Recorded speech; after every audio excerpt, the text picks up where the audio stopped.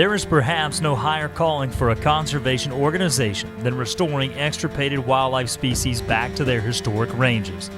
Unregulated hunting and habitat loss wiped out elk herds in the eastern U.S. by the mid-1800s.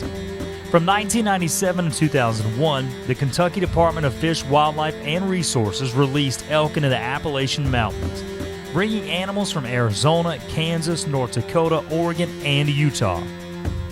That restoration effort led to Kentucky currently managing the largest elk herd in the eastern United States, with more than 10,000 elk roaming the hills and hollers within a 16-county restoration zone. The Kentucky elk restoration represents one of the greatest wildlife restoration successes in U.S. history. And now, Kentucky is helping restore elk to places like Missouri and Virginia. Additional elk restoration efforts have gained success in places like Wisconsin, Tennessee, Ontario, and the Great Smoky Mountains National Park.